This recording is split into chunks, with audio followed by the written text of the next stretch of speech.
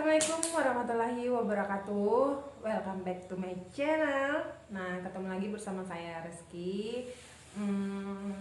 Hari ini saya akan mereview satu pokok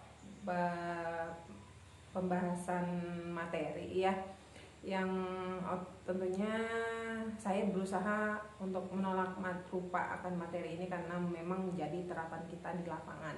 Nah, khusus juga buat hari ini saya sengaja pakai baju putih karena ada requestan dari salah satu subscriber. Jadi saya hari ini mengenakan pakaian salah satu identitas perawat ya, yaitu menggunakan baju putih. Sebenarnya saya juga pakai celana putih, cuma posisi saya lagi duduk jadi nggak kelihatannya. Oke, mempersingkat waktu, hari ini mungkin nggak sesuai dengan list materi saya kemarin, bahwa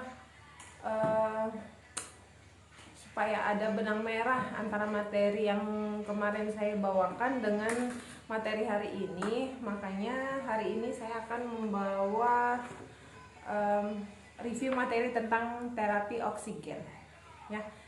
Terapi oksigen, Pak. Saya ini udah ada gambar kalau, tetapi saya nggak akan menjelaskan skema bagian ini. Saya akan membahas terapi oksigen aja. Oke. Seperti biasa, alat bantu saya udah ada di sini, papan tulis dan spidol tentunya. Oke, langsung ya, terapi oksigen.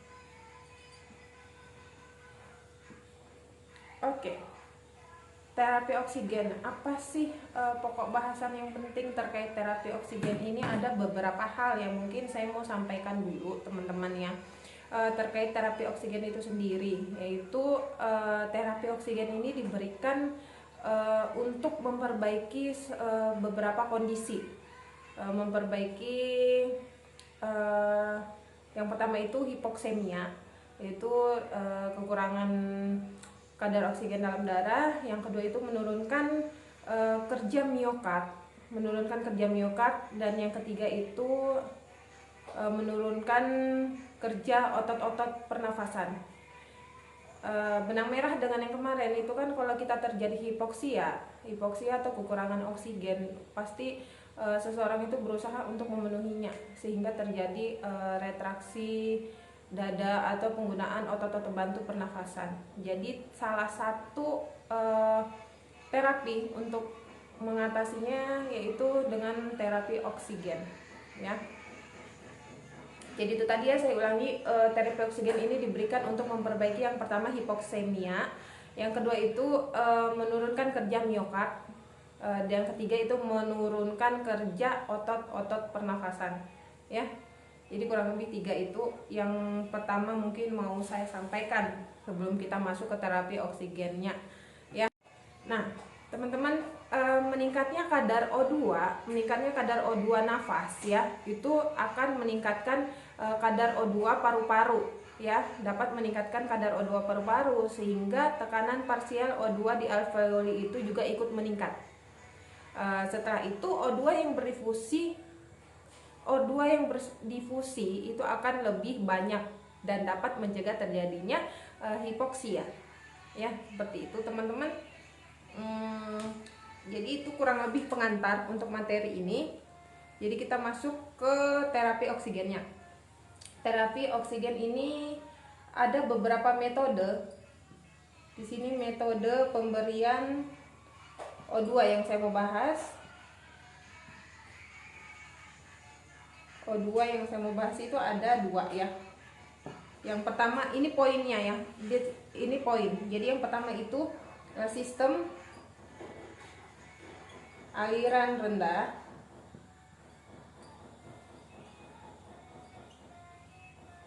Yang kedua itu sistem aliran tinggi.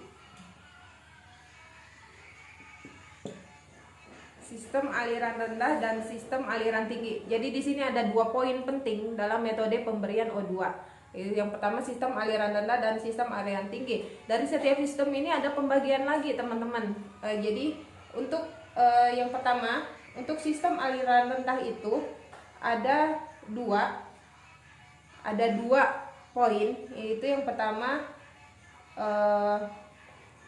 low flow low concentration.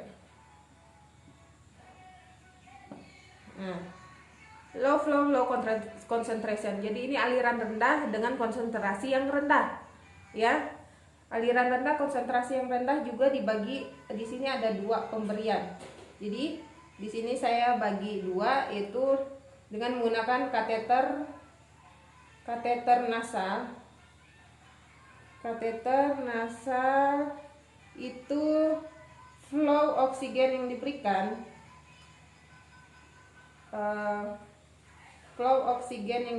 itu 1 sampai 3 liter per menit. Sedangkan untuk konsentrasinya dia bisa meningkatkan 24 sampai 32% kadar oksigen, ya. Terus yang kedua, ini menggunakan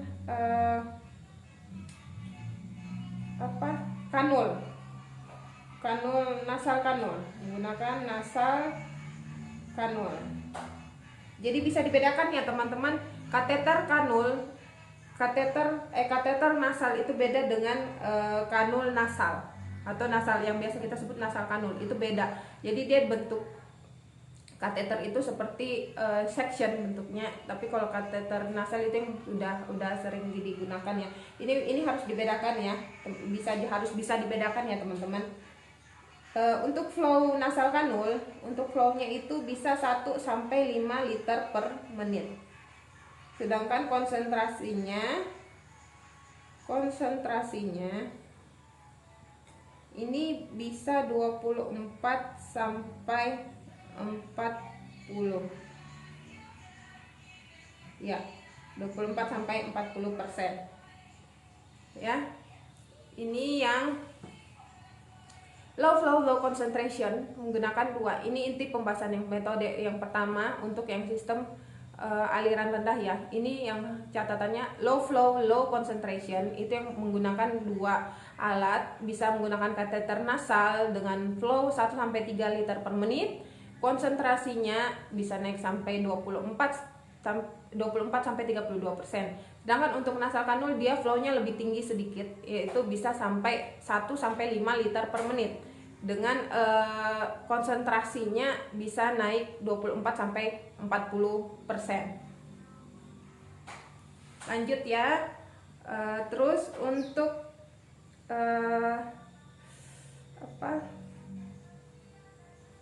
yang kedua, ini masih pembahasan sistem aliran rendah teman-teman ya. Low flow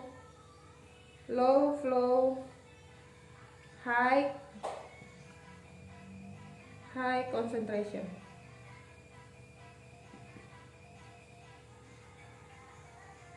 Nah, di sini untuk penggunaan alatnya bisa menggunakan simple mass.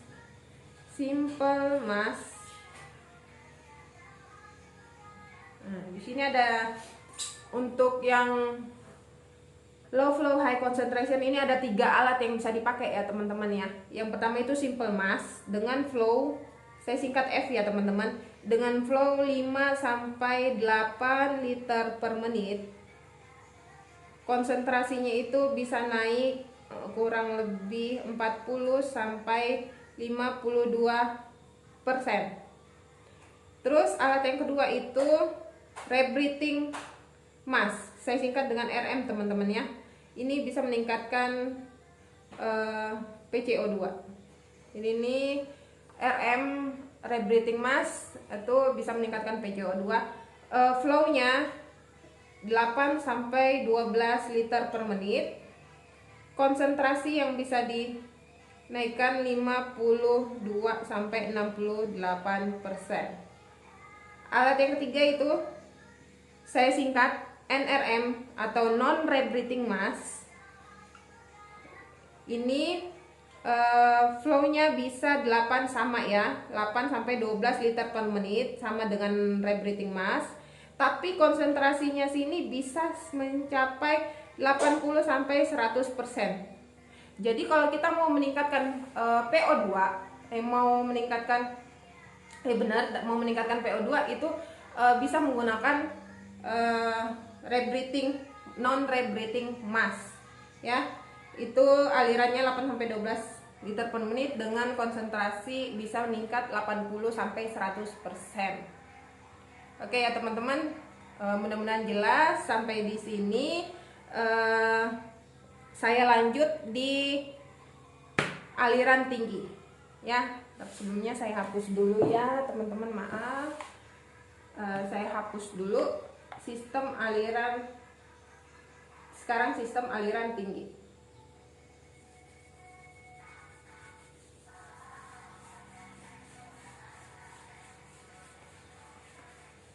Oh iya, sebelum saya masuk itu mudah-mudahan nanti teman-teman kalau yang melihat bentuk yang terakhir tadi simple mask, non rebreathing dengan rebreathing mask itu dia bentuknya seperti simple mask, cuma untuk non rebreathing dan rebreathing mask itu dia bekantong di bawahnya. Jadi sebelum beda rebreathing mask dengan non rebreathing mask itu, kalau rebreathing mask dia nggak punya katup sama sekali. Jadi sedangkan non rebreathing mask itu dia berkatup. Sebagai pembedanya dia berkatup, dan fungsi katupnya ini mencegah agar CO2 itu nggak terhirup oleh pasien, dia keluar, dan yang O2 murni yang dihirup oleh pasien. Oke?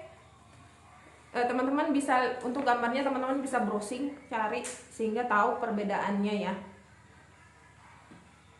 Oke, masuk yang kedua, pembahasan yang kedua di sini sistem aliran tinggi. Nah, untuk sistem aliran tinggi ini sama, ada dua kategori, yaitu yang pertama high flow, low concentration, low concentration. Oke. Untuk sistem aliran tinggi dia ada high flow low concentration dan high flow high concentration.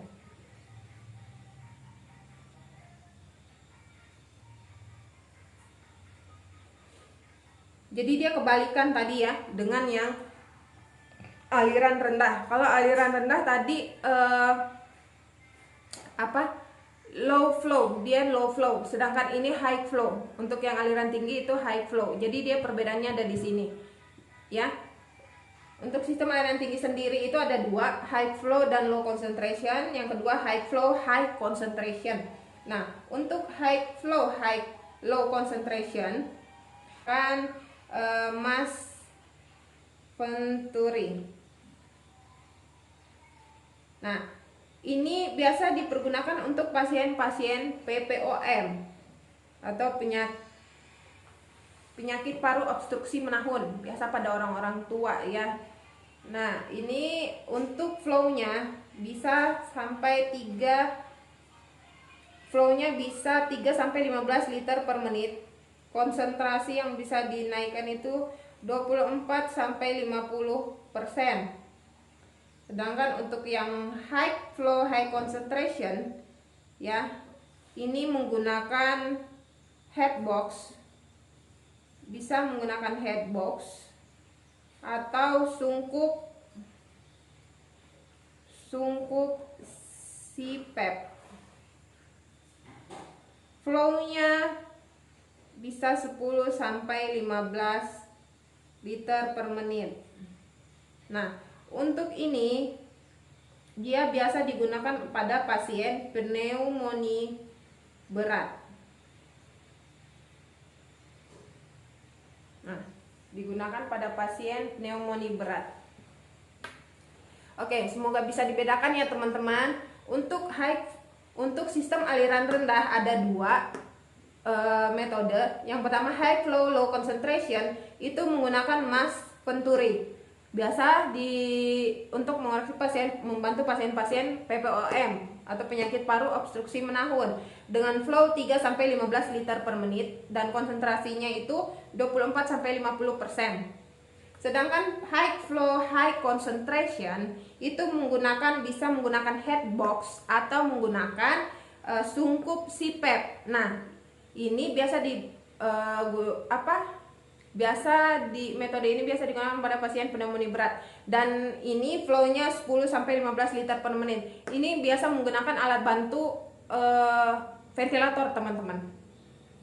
Untuk penggunaannya menggunakan ventilator tanpa tindakan masif ya. Jadi dia cuma menggunakan sungkup tanpa tindakan masif atau intubasi. Jadi dia cuma menggunakan sungkup dengan metode settingnya CPAP. Ya nanti ada tersendiri saya bahas sesuai dengan list kemarin ya. Nah, ini semoga teman-teman untuk metode pemberian oksigen udah paham ya, karena di sini metodenya cuma ada 2, sistem aliran rendah dan sistem aliran tinggi. Dan semoga teman-teman juga bisa membedakan yang masuk sistem aliran rendah itu yang mana dan yang masuk sistem aliran tinggi itu yang mana. Oke.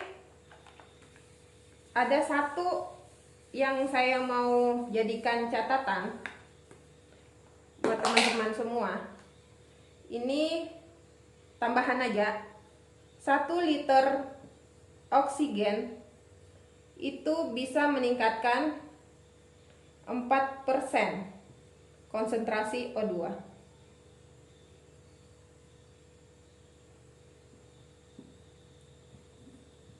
Oke. Sedangkan O2 udara bebas. O2 udara bebas itu kurang lebih sudah ada 20%.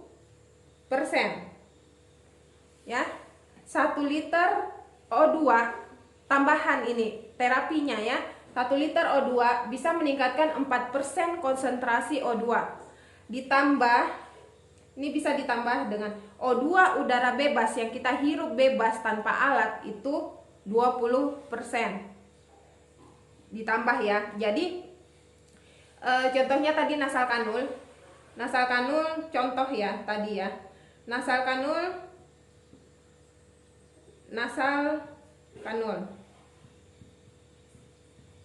Kenapa dia sampai konsentrasinya itu bisa nasal kanul bisa konsentrasinya sampai 24-40? Karena kita menambahkan flow bisa 1-5 liter per menit. 1 liter tadi bisa meningkatkan 4 ya. Bisa meningkatkan 4. Ya. 1 liter tadi bisa meningkatkan 4%. 5 berarti 20. Ya. Oke. Jadi ini kalau ditambah 20, ini kalau ditambah udara bebas 20. Kalau ditambah udara bebas 20%, makanya dia bisa menjadi konsentrasinya 24 sampai 20 tambah 20, 40. Oke ya teman-teman, ini perhitungan kenapa sampai konsentrasi pada nasal kanul bisa mencapai 24 sampai 40%. Karena kita punya ada rumus seperti ini. Bukan rumus sih, ibaratnya 1 liter O2 itu meningkatkan 4% ditambah dengan O2 udara bebas kurang lebih 20%. Makanya konsentrasi pemberian oksigen dengan menggunakan nasal kanul pada flow 1-5 liter per menit itu bisa menambah konsentrasi 24-40%. Oke ya. Semoga review saya pada hari ini bisa membantu teman-teman untuk memahami sedikit tentang terapi oksigen, karena saya sendiri malah lupa teman-teman. Oke, cukup sekian sampai di sini review singkat pembelajaran hari ini. Dan akhir kata saya ucapkan thanks for watching dan assalamualaikum warahmatullahi wabarakatuh.